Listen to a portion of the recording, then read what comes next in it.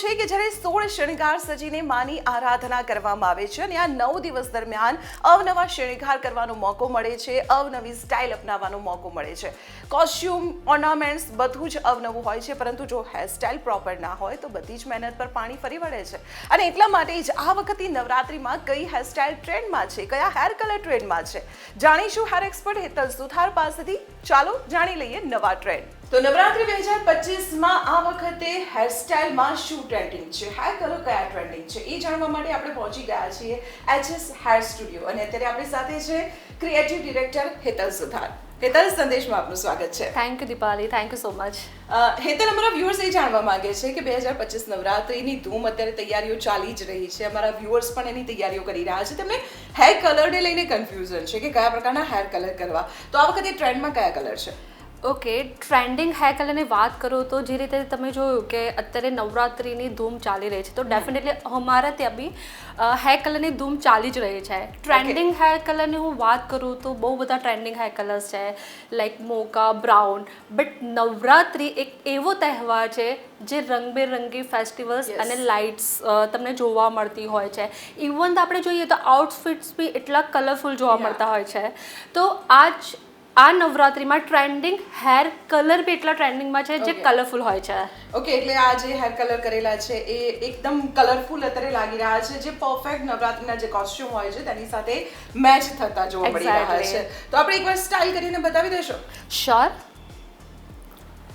તો આજે આપણે હેરમાં સ્ટાઇલની હું વાત કરું તો બહુ બધી સ્ટાઇલિંગ જે લોકો છોકરીઓ પ્રિફર કરતી હોય છે, જેવી કે ઓપન હેર સ્ટાઇલ છે, સ્ટ્રેટ લુક છે, ઇવન ધ બ્રેડ છે, યા બન બનાવે છે. બટ આજે આપણે એક લુક ક્રિએટ કરવાના છીએ જે તમારું ઓપન હેર સ્ટાઇલમાં હશે અને બીજું જેનાથી તમારો જે હેર કલર છે એ વધારે પોપઅપ થતો હોય છે. ઓકે, ચલો સ્ટાર્ટ કરીએ.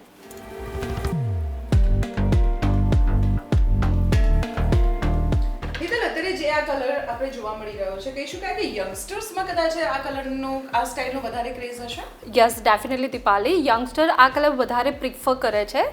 બિકોઝ કેવું છે ને કે એક પોપઅપ છે, એક વાઇબ્રન્સી દેખાતી હોય છે તમારા હેરની અંદર, એટલા માટે. એટલે કોસ્ચ્યુમમાં જે રીતે નવરાત્રિના કોસ્ચ્યુમમાં એવું થતું હતું કે પહેલા મોસ્ટલી ઓક્સોડાઇઝના જ ઓર્નામેન્ટ્સ પહેરવામાં આવતા હતા, પરંતુ હવે નવો ટ્રેન્ડ એવો છે કે જે ઓર્નામેન્ટ્સ છે એ પણ કલરફુલ પહેરવામાં આવે છે. હવે હેર પણ એની સાથે મેચ થતા કરવામાં આવે છે. Yes, right.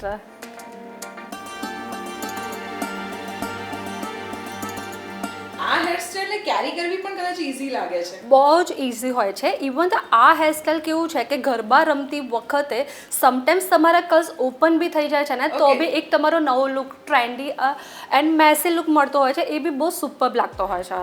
ઓકે, તો તમે જોઈ શકો છો કે જે રીતે હેરસ્ટાઇલ અત્યારે કરવામાં આવી રહી છે, આ હેર કલર અત્યારે ખૂબ જ ટ્રેન્ડમાં છે અને સાથે સાથે જે હેરસ્ટાઇલ થઈ રહી છે તેને તમે ખૂબ જ ઇઝીલી નવરાત્રિમાં કેરી પણ કરી શકો છો અને ફટાફટ તમે આમાં રેડી પણ થઈ શકો છો. યસ. બટ દીપાલી, હું એક વાત કહીશ કે સ્ટાઇલિંગ કરતાં પહેલાં તમારે એને હેરને પ્રોટેક્ટ કરવા જરૂરી છે. ઓકે, એ વાત તો સાચી. તો પ્રોટેક્ટ કરવા હોય, હા, એ તમારી વાત સાચી છે, કારણ કે નવરાત્રિમાં તમે ગરબા રમવા જાઓ છો એટલે ખૂબ જ સ્વેટિંગ પણ થતો હોય છે, પાર્ટી પ્લોટમાં ધૂળ માટી પણ ઉડતી હોય છે અને 10 દિવસ સુધી કન્ટિન્યુ તમારે હેરસ્ટાઇલ પણ કરવાની, તો હેરની કેર કરવી તો ખૂબ જ જરૂરી બની જાય છે. તો એના માટે વ્યુઅર્સે શું ધ્યાન રાખવું? સૌથી પહેલાં હું તમને કહીશ કે જ્યારે તમે સ્ટાઇલિંગ કરો છો, લાઈક બ્લો ડ્રાય છે, આયનિંગ છે યા કર્લ છે, તો તમને હીટ પ્રોટેક્શન લગાવવું જરૂરી છે, તાકે હીટથી તમારા હેરને પ્રોટેક્ટ કરે, તાકે હેર તમારા ડેમેજ ના થાય. સેકન્ડ, જે રીતે તમે કીધું કે સ્વેટિંગ થતું હોય છે, પસીનો અને જે ધૂળ મિટ્ટી જેટલું પણ ઉડતું હોય છે, એનાથી આપણા હેર વધારે ડેમેજ થતા હોય છે. એના માટે તમારે સલ્ફેટ ફ્રી શેમ્પૂ અને કન્ડિશનર યુઝ કરવા જોઈએ, તાકે માઇલ્ડ હોય છે. ઓકે. બીજું કે જ્યારે તમે સ્ટાઇલિંગ કરતાં પહેલાં તમારે એક લિવિંગ પ્રોડક્ટ બી લગાવવા જરૂરી છે, જે તમારા હેરને એક મોઇશ્ચર આપે છે. ઓકે, તો મિત્રો આ જે ટિપ્સ છે તમે ખાસ નોટ કરી લેજો, કારણ કે આ ટિપ્સ હશે તો તમે એકદમ સ્ટાઇલિશ પણ લાગશો અને તમારા હેર ડેમેજ પણ નહીં થાય. યસ.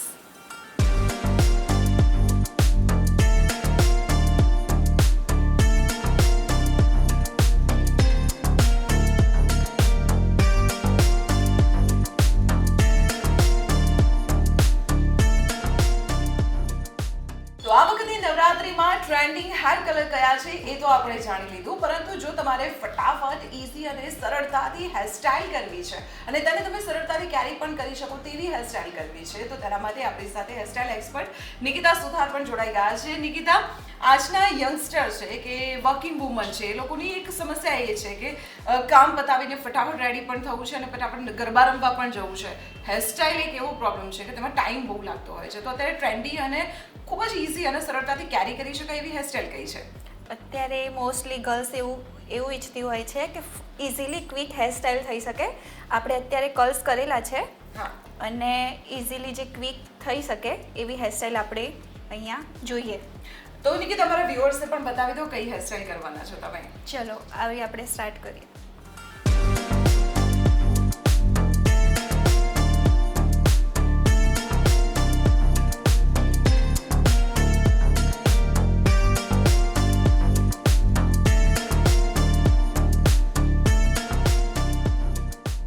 હા, તો દીપાલી, આપણી હેરસ્ટાઇલ જે છે એ રેડી છે.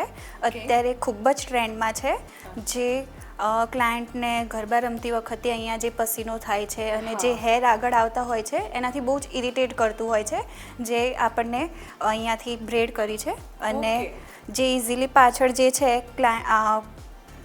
હેર કલર બી દેખાય છે અને હાફ બન કર્યું છે. જે એટલે એવું કહી શકે કે જે હેરસ્ટાઇલમાં જે આપણે કલર કરેલા છે એ પણ વિઝિબલ થાય છે અને સાથે ટ્રેન્ડી હેરસ્ટાઇલ પણ દેખાય છે. Yes, thank you Nikita. અમારા વ્યુઅર્સે તમે ખૂબ જ સરસ હેરસ્ટાઇલ શીખવાડી દીધી છે. તો મિત્રો, આવી જ ટિપ્સ તમે જો ફોલો કરતા રહેશો તો તમારી નવરાત્રી અફલાતૂન બનશે. અને આના માટે જોતા રહો સંદેશ ડિજિટલ. આપશો રજા. નમસ્કાર.